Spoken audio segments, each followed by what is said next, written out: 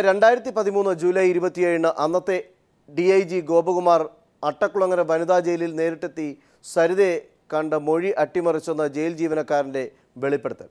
Jail ജീവനക്കാരൻ ശ്രീരാമനാണ് ഈ വെളിപ്പെടുത്തൽ നടത്തിയിരിക്കുന്നത്. അധികൃതരുടെ ഇംഗിതത്തിന് വഴങ്ങിക്കൊടുക്കാത്തതുകൊണ്ട് ശ്രീരാമനെ ചീമേനിയിലേക്ക് സ്ഥലം മാറ്റി. ജയിൽ DIG ഗോപകുമാർ സരിതയുമായി മണിക്കൂറുകളോളം ചർച്ച നടത്തിയെന്ന് സ്വകാര്യ സംഭാഷണത്തിൽ ശ്രീരാമൻ പീപ്പിളിനോട് വെളിപ്പെടുത്തി. സോളാർ തട്ടിപ്പ് കേസിൽ പ്രതിയായ സരിത S. നായരുടെ നിർണായക മൊഴി അട്ടിമറിക്കാൻ അട്ടക്കുളങ്ങര സബ് ജയിലിൽ നടന്ന ഗൂഢാലോചനയുടെ വിവരങ്ങളാണ് ജയിൽ ജീവനക്കാരനായ ശ്രീരാമൻ വെളിപ്പെടുത്തിയത്. സരിതയെ കാണാൻ വന്ന സരിതയുടെ അമ്മയ്ക്കും സഹോദരനെ എന്ന് പരിചയപ്പെടുത്തിയ ആൾക്കും ജയിൽ സൂപ്രണ്ട് വഴിവിട്ട സഹായങ്ങൾ നൽകിയതായി ശ്രീരാമൻ വെളിപ്പെടുത്തുന്നു. സൂപ്രണ്ട് മറ്റൊരു വന്നു എന്ന് പറഞ്ഞ് രണ്ടുപേരെയും വിളിച്ചങ്ങകത്തു എന്നെ കൂടെ വാങ്ങും പറഞ്ഞ് അവരെ വിളിച്ച് അകത്ത് കൊണ്ടു സൂപ്രണ്ടിന്റെ മുറിക്കകത്ത് കൊണ്ടുവച്ച് അരമണിക്കൂർ നേരം സരിതയായിട്ട് സംസാരിച്ചു. തടവുകാർക്ക് നിയമസഹായം നൽകാൻ ജയിലിലെത്തിയ ഷാരൂൺ എന്ന യുവതിയുടെ ഇടപെടലിലും ബാഗും മൊബൈൽ ഫോണുമായി ജയിലിലെത്തിയ ഷാരൂണിനെ ജയിലിനകത്തേക്ക് താൻ കടത്തിവിട്ടില്ല. ബാഗും മൊബൈൽ ഫോണും പുറത്തു വയ്ക്കാൻ ആവശ്യപ്പെട്ടു. എന്നാൽ ജയിൽ സൂപ്രണ്ട് വന്ന് ഷാരൂണിനെ കടത്തിവിടുകയായിരുന്നു. ഇതുപോലെ വന്നപ്പോൾ ഞാൻ പറഞ്ഞു എന്നും ചെയ്യുന്ന പോലെ ചെയ്യല്ലേ, ഫോണും ബാഗും പിന്നെ വന്നേക്കണേ അല്ല ഇതിലോട്ട് വിളിക്കായിരുന്നു എന്താന്ന് വിചാരിച്ചേ. പക്ഷേ ഞാൻ എന്ത് ചെയ്യുന്നറിയാം ഇങ്ങനെ കൊണ്ടുപോകാൻ ഒക്കത്തില്ലാന്ന് പറഞ്ഞു ഫോണകത്ത്. അപ്പം ഈ പെങ്കൊച്ച് പറഞ്ഞാൽ അത് പറ്റത്തില്ല, എനിക്ക് പോയ കിട്ടുമെന്ന് പറഞ്ഞു വിസ്താരമായിട്ട് പറഞ്ഞു. ഞാൻ പറഞ്ഞു അങ്ങനെയാണെങ്കിൽ നിങ്ങൾ പോകണ്ട, അകത്ത് പോകണ്ടെന്ന് പറഞ്ഞു. ഒരു 5 മിനിറ്റ് കഴിഞ്ഞിട്ടും ഈ നസീറ ബീവി ഇറങ്ങി വന്നിട്ട് പറഞ്ഞു അത് സൂപ്പറുണ്ട്, പിന്നെ അത് അവരെ കയറ്റി വിടും, അവരെ കയറ്റി വിടും, അത് കുഴപ്പമില്ല. ഞാൻ പറഞ്ഞു അത് എങ്ങനെ ഫോണും ബാഗും ഒക്കെ ആയിട്ട് അകത്ത് കയറി പോകുന്നത് ചെയ്യുന്ന നമുക്ക് നിയമമില്ലല്ലോ, റൂളില്ലല്ലോ, അതൊന്നും നിങ്ങൾ അറിയേണ്ടത്, നിങ്ങൾ കയറ്റി വിടാന്ന് പറഞ്ഞു. അന്നത്തെ ജയിൽ DIGയും ഗൂഢാലോചനയുടെ ഭാഗമായിരുന്നുവെന്ന് ജയിൽ ജീവനക്കാരനായ ശ്രീരാമൻ വെളിപ്പെടുത്തുന്നു. ഷാരോൺ വന്നുപോയതിനു ശേഷമാണ് ജയിൽ DIG ആയിരുന്ന ഗോപകുമാർ ജയിലിലെത്തിയത്. 11 മണിക്കെത്തിയ ജയിൽ DIG 6 മണിവരെ ജയിലിലുണ്ടായിരുന്നു. ഷാരോൺ വന്നു പോയതിനു ശേഷം ജയിൽ DIG H. ഗോപകുമാർ കേട്ടോ, ജയിൽ DIG H. ഗോപകുമാർ അവിടെ വന്നു. പുള്ളി ആ സമയത്ത് വന്ന ആള് വൈകുന്നേരം 6 മണിക്ക് വെളിയിലിറങ്ങിപ്പോയി. എന്നിട്ട് ഈ പുള്ളിക്കാരൻ വന്നിട്ട് സാധാരണഗതിയിൽ എത്ര ക്രൈസിസ് ഉള്ളവർക്കായാലും DGPയോ DIGയോ ആരെങ്കിലും വന്നാൽ പോലും അന്നേരം വന്നേച്ച് പിന്നെ അരമണിക്കൂറിനകം ഇറങ്ങിപ്പോകും. അല്ലെങ്കിൽ എന്തെങ്കിലും കാര്യങ്ങളുണ്ടെങ്കിൽ എമർജൻസിയിലുണ്ടെങ്കിൽ എനിക്ക് അത് 15 വന്ന ആള് വൈകിട്ട് 6 മണി ആയപ്പോഴേ വെളിയിൽ ഇറങ്ങി പോകുന്നത്. പിന്നെ പൊതുവെ കണ്ട് സംസാരിക്കുന്ന എന്നോട് നേരത്തെ ഫീമെയിൽ വാർഡർമാരെൻ്റെ അടുത്ത് പറഞ്ഞു. സരിതയുടെ മൊഴി അട്ടിമറിച്ചതിന് പിന്നിൽ ഉന്നതർക്ക് പങ്കുണ്ടെന്ന് നേരത്തെ ആരോപണം ഉയർന്നിരുന്നു. ഗൂഢാലോചനയുടെ വിശദാംശങ്ങളാണ് പീപ്പിൾ TV പുറത്തുവിട്ടത്. ജയിൽ സൂപ്രണ്ട് നസീറ ബീവി, അന്നത്തെ ജയിൽ DIGയും ഇന്നത്തെ IGയുമായ H. ഗോപകുമാർ, നിയമസഹായത്തിന് ജയിലിലെത്തിയ ഷാരോൺ എന്ന യുവതി എന്നിവരുടെ പങ്ക് വ്യക്തമാണ്. ഇവർക്ക് പിന്നിലെ ഉന്നതരാണ് ഇനി പുറത്തു വരാനുള്ളത്. NV ബാലകൃഷ്ണൻ, തിരുവനന്തപുരം. സരിത മൊഴി മാറ്റുന്നതിൻ്റെ തലേന്ന് താൻ അട്ടക്കുളങ്ങര വനിതാ ജയിലിൽ പോയി സരിതയെ കണ്ടിരുന്നതായി അന്നത്തെ DIGയും ഇന്നത്തെ IGയുമായ ഗോപകുമാർ പീപ്പിളിനോട് സ്ഥിരീകരിച്ചു. ജയിലിൽ പോയി സരിതയെ കാണാൻ ഗോപകുമാറിന് താൻ അനുമതി നൽകിയിട്ടില്ലെന്ന് അന്നത്തെ ജയിൽ DGP അലക്സാണ്ടർ ജേക്കബ് പറഞ്ഞു. സരിത S. നായരുടെ മൊഴി അട്ടിമറിച്ചു എന്ന ജയിൽ ജീവനക്കാരൻ ശ്രീരാമന്റെ വെളിപ്പെടുത്തൽ സ്ഥിരീകരിക്കുന്നതായിരുന്നു ജയിൽ DGP ആയിരുന്ന അലക്സാണ്ടർ ജേക്കബിന്റെയും ജയിൽ IG H. ഗോപകുമാറിന്റെയും വാക്കുകൾ. താൻ ജയിലിൽ വെച്ച് സരിതയെ കണ്ടിരുന്നു. ജയിൽ DGPയുടെ നിർദ്ദേശമനുസരിച്ചാണ് ജയിലിൽ പോയതെന്ന് IG ഗോപകുമാർ പറയുന്നു. എനിക്ക് നോ റോൾ, ഞാൻ അതുമായിട്ട് യാതൊരു ഇതുമില്ല. ഞാൻ ഇവരോട് സംസാരിക്കുകയും ശരിക്കും പറഞ്ഞാൽ ഞാൻ എന്റെ ദൗത്യം എന്താണ് എന്നോട് DGP പറഞ്ഞു, ഡോക്ടർ അലക്സാണ്ടർ ജേക്കബ് സാർ പറഞ്ഞതനുസരിച്ച് ഞാൻ അവിടെ ചെന്ന് വിസിറ്റ് ചെയ്തു. ഞാൻ അവിടെ കംപ്ലീറ്റ് എന്തെങ്കിലും ഡിഫക്റ്റ് എന്തെങ്കിലും ഉണ്ടെങ്കിൽ അത് നോക്കാൻ മാത്രമാണ്, അല്ല വേറെ എനിക്ക് ഐ ഹാവ് നോ റോൾ. ഞാൻ ഇവൻ സംസാരിച്ചത് ഇവിടെ ഇല്ല. ഞാൻ കേട്ടോ, ദാറ്റ് ഇസ് ഫ്രാങ്ക്, ഞാൻ ഫ്രാങ്ക്ലി ടെല്ലിങ്. പിന്നെ ഇല്ല, ഞാൻ സംസാരിക്കുന്നില്ല. ഞാൻ എല്ലാവരെയും ജസ്റ്റ് ഒന്ന് കാണുകയുള്ളൂ. അത് സംസാരിച്ചിട്ട് അങ്ങനെയൊന്നും ഇല്ല. ശരിക്കും നമ്മളെല്ലാവരെയും കാണും. അന്ന് ഷാനു ഉണ്ടായിരുന്നു, എന്നാൽ തന്റെ നിർദ്ദേശപ്രകാരമല്ല DIG ജയിൽ സന്ദർശിച്ചതെന്ന് അലക്സാണ്ടർ ജേക്കബ് വെളിപ്പെടുത്തി.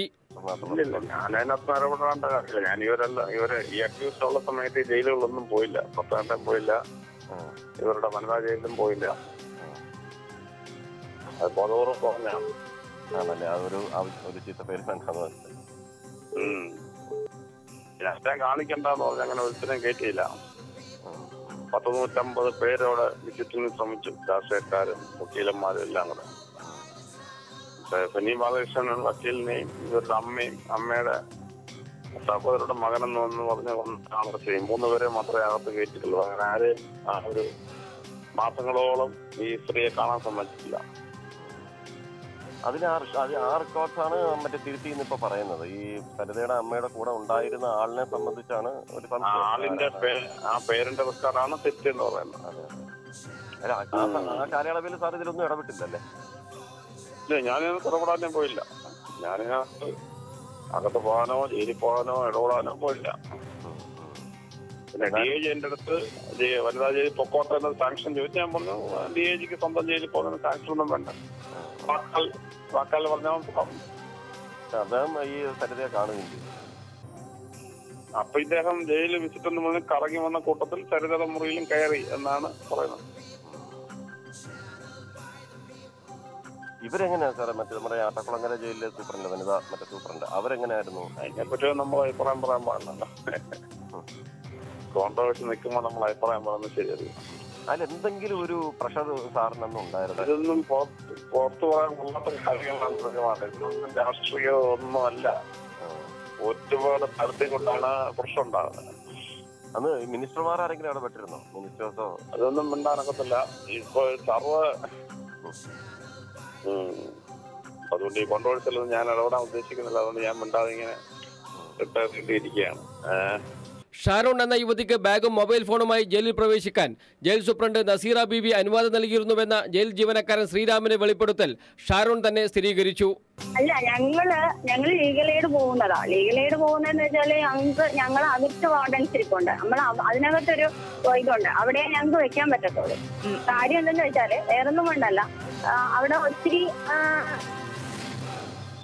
പുറത്തു പോകാൻ അറേഞ്ച് ചെയ്യുന്നവരാ അല്ലെ. എന്തോ നമുക്ക് പുറത്ത് അവിടുത്തെ ഇൻമേറ്റ്സ് ഉണ്ടല്ലോ, അവര് പുറത്ത് പോവുകയും വരെയും ചെയ്യുന്നവരാ. അപ്പൊ നമ്മൾ വെളിയിൽ വെച്ചിട്ട് പോയാൽ നമുക്കൊരു സുരക്ഷിത ഇല്ലല്ലോ. അപ്പം അകത്ത് കുറെ വാർഡന്മാര് ലേഡി വാർഡന്മാർ ഇരിപ്പുണ്ട്. ഞങ്ങൾ അവിടെയാ ഞങ്ങളെ ബാഗൊക്കെ വെക്കുന്നത്.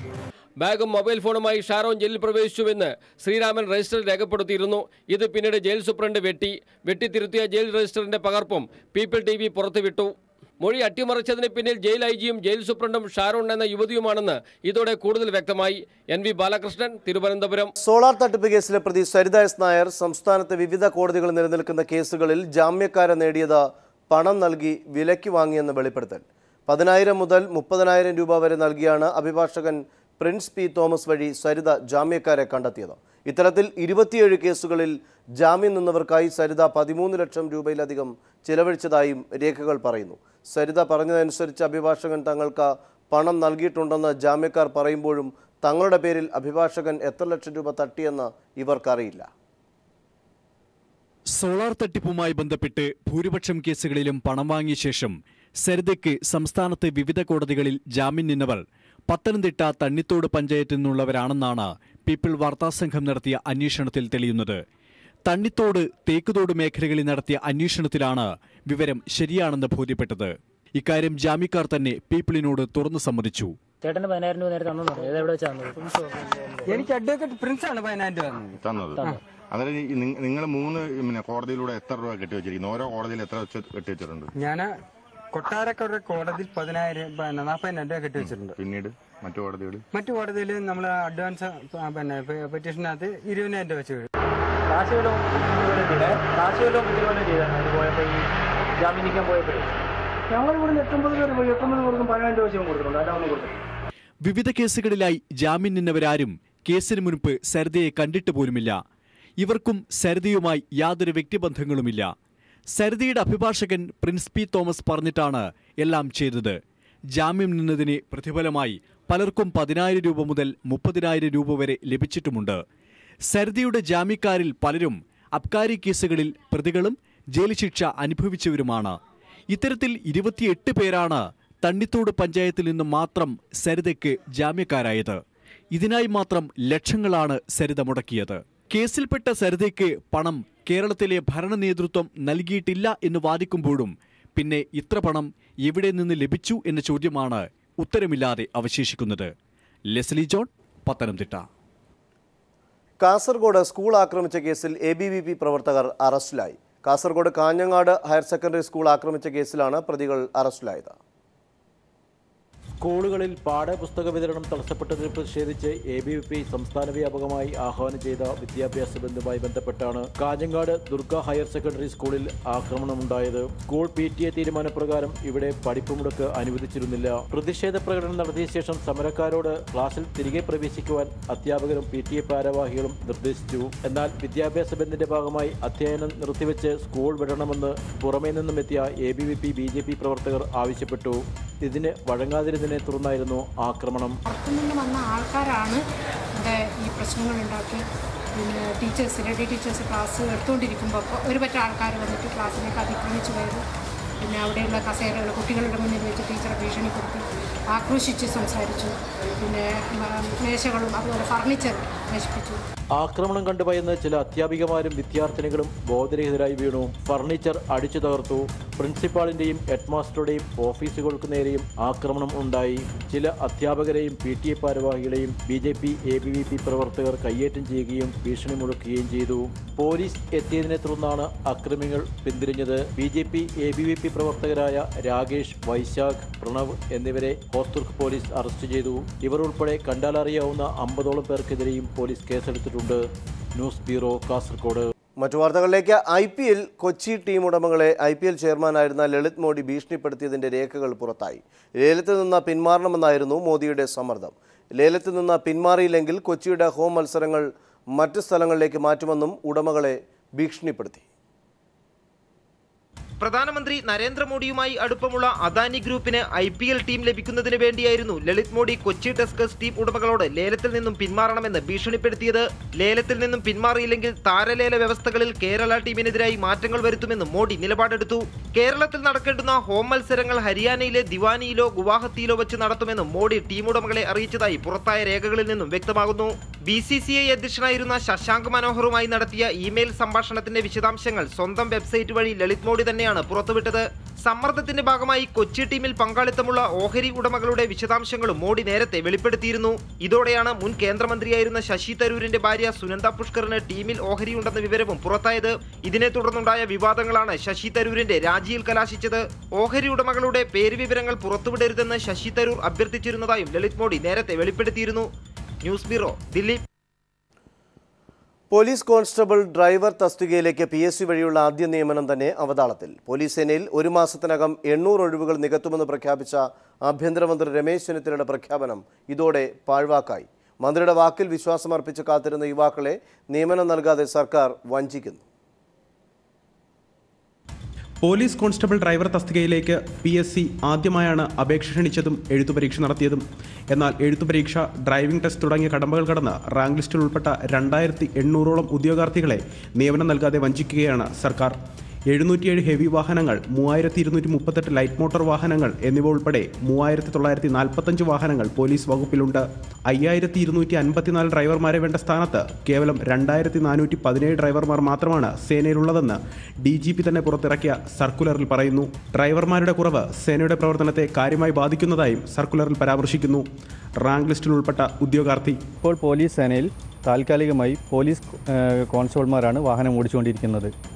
ഈ ഒരു സാഹചര്യത്തിൽ പോലീസ് ഡ്രൈവർ ലിസ്റ്റിലുള്ള ഉദ്യോഗാർത്ഥികൾക്ക് നിയമനം ലഭിക്കുന്നില്ല. ഈ ഒരു പ്രവണത മൂലം പോലീസ് കോൺസ്റ്റബിൾ ഡ്രൈവർ ലിസ്റ്റിലുള്ളവർ ഇതുവരെ വഞ്ചിതരാകുന്ന രീതിയിലാണ്. ഞങ്ങളുടെ നിയമനം തന്നെ അനിശ്ചിതത്വത്തിലായിട്ടാണ് ഞങ്ങൾക്ക് അനുഭവപ്പെടുന്നത്.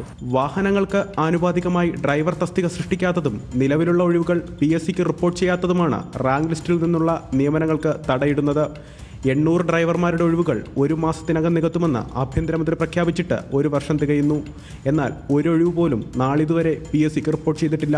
തെരഞ്ഞെടുപ്പുകളും ഉപതെരഞ്ഞെടുപ്പുകളും വരുമ്പോൾ മാത്രം വാഗ്ദാനങ്ങൾ നൽകി ഇവരെ സമീപിക്കുന്ന മുഖ്യമന്ത്രിയോടും മന്ത്രിമാരോടും ഇവർക്ക് പരാതിയില്ല. സ്വന്തക്കാരെ താൽക്കാലികമായി നിയമിച്ച് അവരെ സ്ഥിരപ്പെടുത്തുന്ന പ്രവണതയോടും ഇവർക്ക് പരിഭവമില്ല. കഷ്ടപ്പെട്ട് പഠിച്ച് റാങ്ക് ലിസ്റ്റിൽ ഉൾപ്പെടുന്ന ഇത്തരത്തിലുള്ള ആയിരക്കണക്കിന് യുവതിയുവാക്കളാണ് കേരളത്തിലുള്ളത്. ഇവർ എന്ത് തെറ്റാണ് ചെയ്തത്? ക്യാമറാമാൻ ജിബേഷിനൊപ്പം അലക്സ് റാം മുഹമ്മദ്, കോഴിക്കോട്. അടിയന്തരാവസ്ഥയെ കറുത്ത ദിനമെന്ന് വിശേഷിപ്പിച്ച പ്രധാനമന്ത്രി നരേന്ദ്രമോദി. അന്നത്തെ ഭരണാധികാരികൾ ജനാധിപത്യത്തെ ചവിട്ടിത്താഴ്ത്തിയെന്നും നരേന്ദ്രമോദി പറഞ്ഞു. രാജ്യം അടിയന്തരാവസ്ഥയുടെ 40ാം വാർഷിക ദിനം ആചരിക്കുമ്പോൾ ട്വിറ്ററിലൂടെയാണ് മോദിയുടെ ഈ പ്രതികരണം. ഈ റിപ്പോർട്ടോടുകൂടി ഇന്നത്തെ ക്രൈംബ്രാഞ്ച് സമാപിക്കുന്നു. നമസ്കാരം.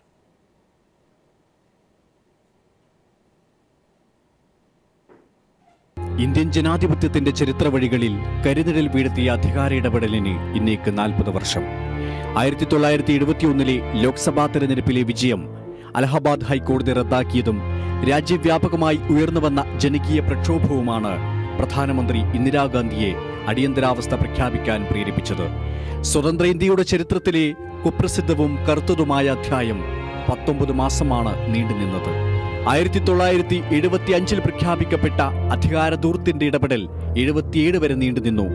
ജയപ്രകാശ് നാരായണനടക്കം പ്രമുഖ സോഷ്യലിസ്റ്റ് നേതാക്കൾ അറസ്റ്റിലായി. കേരളത്തിൽ പ്രമാദമായ രാജൻ കൊലക്കേസടക്കം അരങ്ങേറിയതും ഈ കാലത്ത് തന്നെ. അസഹനീയതയുടെ പർവ്വങ്ങൾ താണ്ടിയ ഇന്ത്യൻ ജനത പിന്നീട് വന്ന തെരഞ്ഞെടുപ്പിൽ കോൺഗ്രസിന് കനത്ത തിരിച്ചടി നൽകിയെന്നതും ചരിത്രം.